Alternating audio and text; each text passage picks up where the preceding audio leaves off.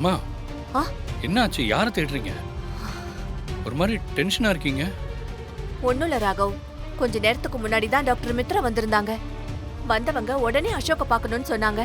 அசோக் இங்க இருக்கான், ஆனா மித்ராவை காணுமே.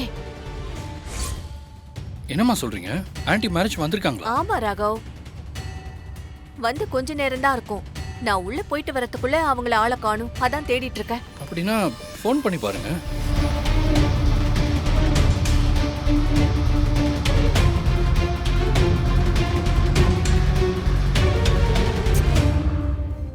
போன் ஸ்விட்ச் ஆஃப்னு வருதுப்பா. மித்ரா ஆண்டி வந்தா இங்க இருக்கிற அசோக் மாட்டிப்பான்னு தெரிஞ்சு ஸ்ரீஜா அதாவது பிளான் பண்ணிருப்பாளா? ஆமா, இங்கதாம்மா எங்கேயாவது இருப்பாங்க. ஒருவேளை டயர்டா இருக்குன்னு ரூம்ல ரெஸ்ட் எடுப்பாங்களோ என்னவோ. நான் போய் பார்த்து கூட்டிட்டு வரேன்.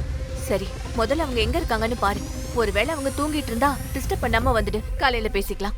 ஆ சரிம்மா, நான் ரூம்ல போய் பார்த்துட்டு வரேன். சரிப்பா. நீங்க போங்க. ம்.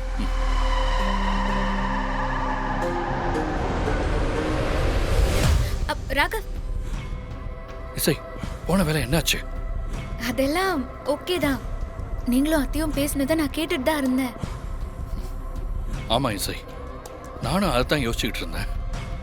மித்ரா ஆண்டி கண்ணில் அசோக் பற்றக்கூடாதுன்னு இந்த ஸ்ரீஜா தான் ஏதாவது பிளான் பண்ணியிருப்பா.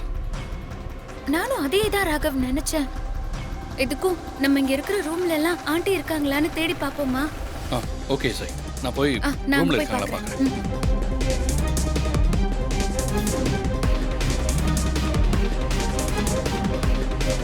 எங்க போயிருப்பாங்க?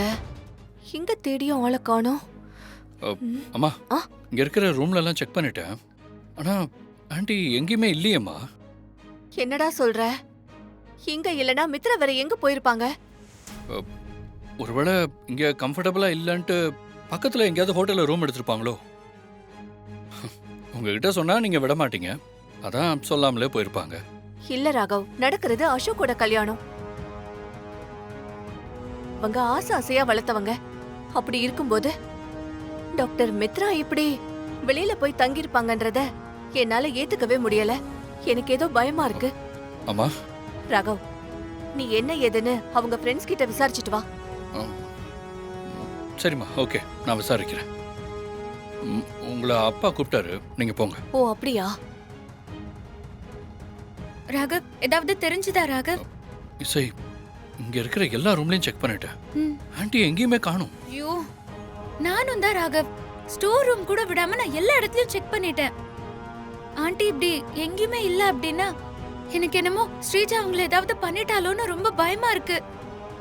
ஆனா ஸ்ரீஜா மண்டபத்தை விட்டு வெளியே போகவே இல்லை இசை. ம். இங்கதான் எங்கேயோ ஆண்டியை மறைச்சு வச்சிருக்காங்கன்னு நினைக்கிறேன். மித்ரா ஆண்டிக்கு எதுவும் ஆயிருக்க கூடாது ராகவ். இல்ல இசை, மண்டபத்தில் இத்தனை பேர் இருக்கும்போது அவங்களால ஆண்டி எதுவுமே பண்ண முடியாது. எதுக்கும் நான் இன்னொரு தடவை செக் பண்ணி பார்க்கறேன். ம். ம், சரி.